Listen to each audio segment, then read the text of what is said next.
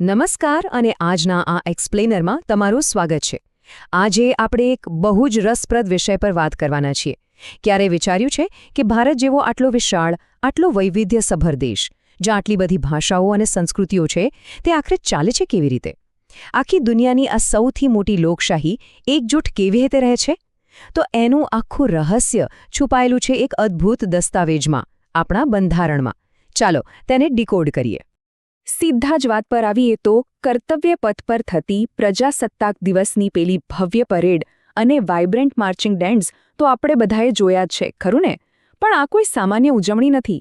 આ એક એવી ઐતિહાસિક ક્ષણની યાદ અપાવે છે જ્યારે આપણા દેશનું શાસન એક નવા, મજબૂત કાયદાકીય માળખા હેઠળ આવ્યું હતું. હવે એક ખૂબ જ રસપ્રદ વાત કહું. સંસદ ભવનમાં ભારતનું મૂળ બંધારણ આજે પણ સચવાયેલું છે, અને તે પણ હિલિયમ ગેસથી ભરેલા એક ખાસ કાચના બોક્સમાં. છે ને કમાલની વાત? આ હિલિયમ ગેસ એ સુનિશ્ચિત કરે છે કે કાગળ અને મૂળ શાહી સમય જતાં બિલકુલ બગડે નહીં. એટલે કે આપણા દેશનો આ ઐતિહાસિક પાયો આવનારી પેઢીઓ માટે એકદમ સુરક્ષિત છે. તો આ એક જ દસ્તાવેજ આટલા મોટા રાષ્ટ્રને એકસાથે કેવી રીતે બાંધી રાખે છે, તે સમજવા માટે આપણે આ એક્સપ્લેનરમાં 5 મુખ્ય મુદ્દાઓ કવર કરીશું.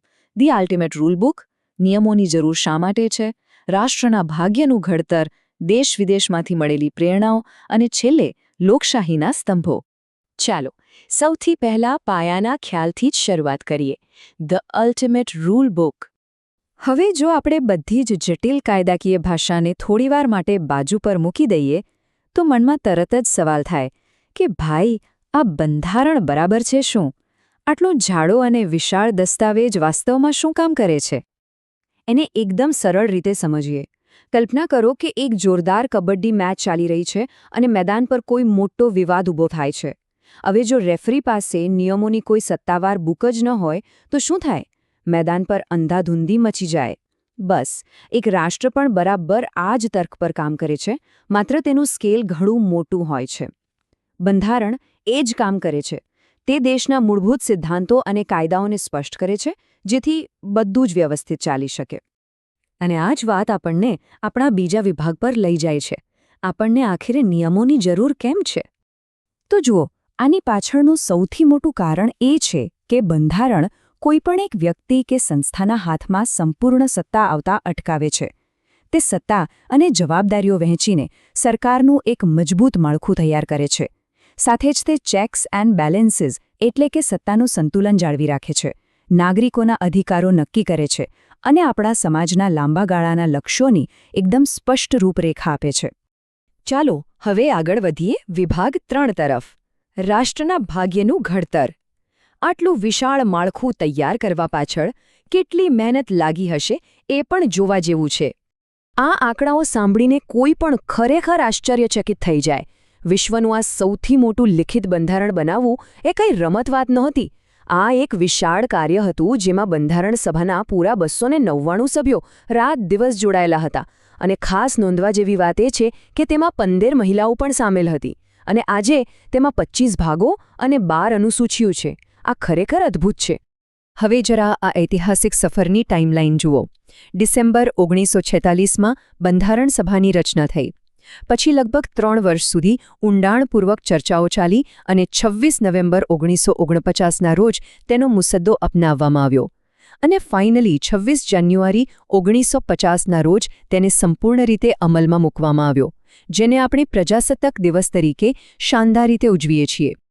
આ દસ્તાવેજનો પ્રારંભિક મુસદ્દો ડ્રાફ્ટિંગ કમિટી એટલે કે મુસદ્દા સમિતિ દ્વારા ખૂબ જ ઝીણવટપૂર્વક તૈયાર કરવામાં આવ્યો હતો. આ સમિતિના અધ્યક્ષ હતા ડૉક્ટર B.R. આંબેડકર.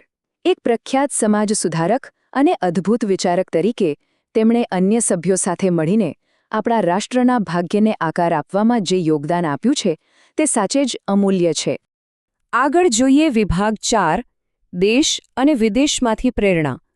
આટલો મહાન દસ્તાવેજ કંઈ શૂન્યાવકાશમાંથી નથી બન્યો. તે વિવિધ વિચારોનો એક સુંદર સંગમ છે. સૌથી પહેલાં તો બંધારણના ઘડવૈયાઓએ ભારતના પોતાના સમૃદ્ધ સભ્યતાના વારસાને આમાં ખૂબ જ ઊંડાણપૂર્વક વણી લીધો છે. તેમણે બહુલવાદ, પ્રકૃતિ પ્રત્યેનો આદર અને ખાસ કરીને વસુધૈવ કુટુંબકમ એટલે કે આખું વિશ્વ એક પરિવાર છે તેવા આપણા પ્રાચીન મૂલ્યોમાંથી સીધી પ્રેરણા લીધી હતી. અને હા, ચારે દિશાઓમાંથી આવતા સારા વિચારોને આવકારવાની આપણી પરંપરા તો છે જ. બંધારણ સભાએ અન્ય વૈશ્વિક લોકશાહીઓનો પણ બહુ જ ઝીણવટભર્યો અભ્યાસ કર્યો. તેમણે ફ્રાન્સ પાસેથી સ્વતંત્રતા, સમાનતા અને બંધુત્વના આદર્શો લીધા. અમેરિકા પાસેથી સ્વતંત્ર ન્યાયતંત્રનો કન્સેપ્ટ અપનાવ્યો અને આયર્લેન્ડ પાસેથી રાજનીતિના માર્ગદર્શક સિદ્ધાંતો લીધા. છે ને એકદમ માસ્ટરપીસ. ચાલો હવે આપણે આજના એક્સપ્લેનરના અંતિમ અને 5મા વિભાગ તરફ આવીએ, લોકશાહીના સ્તંભો. જોઈએ કે આપણું રાજ્ય વાસ્તવમાં કેવી રીતે કામ કરે છે. સંપૂર્ણ નિષ્પક્ષતા અને પારદર્શિતા જળવાઈ રહે તે માટે આ રૂલબુક સત્તાને 3 એકદમ સ્પષ્ટ અંગોમાં વહેંચી દે છે. પહેલું છે ધારાસભા, જે કાયદા બનાવે છે. બીજું છે કારોબારી, જે આ કાયદાઓનો અમલ કરાવે છે.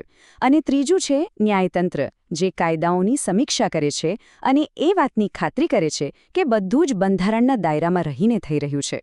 કોઈ એકબીજાના કામમાં દખલ ન કરે એનો આ પરફેક્ટ સેટઅપ છે. અહીં બંધારણના ઘડવૈયાઓની દૂરંદેશી ખરેખર દાદ માંગી લે તેવી છે. તેમણે બહુ જ સ્માર્ટલી તાત્કાલિક સુરક્ષા અને લાંબા ગાળાના લક્ષ્યોને અલગ રાખ્યા. જે આપણને તાત્કાલિક મળવા જોઈએ તે છે આપણા મૂળભૂત અધિકારો, જેની આપણે કાયદાકીય રીતે માંગ કરી શકીએ છીએ. અને બીજી બાજુ છે રાજનીતિના માર્ગદર્શક સિદ્ધાંતો, જે એવા લાંબા ગાળાના સામાજિક લક્ષ્યો છે જે ભવિષ્યમાં રાજ્યને સાચી દિશા બતાવે છે.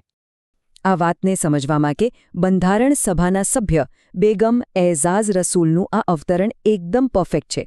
તેઓ નોંધે છે કે બંધારણ બનાવનારાઓ ઈચ્છતા હતા કે કેટલાક અધિકારો તાત્કાલિક મળે અને કેટલાક મોટા લક્ષ્યો ભવિષ્ય માટે રહે, જેને હાંસલ કરવામાં કદાચ થોડો સમય લાગી શકે.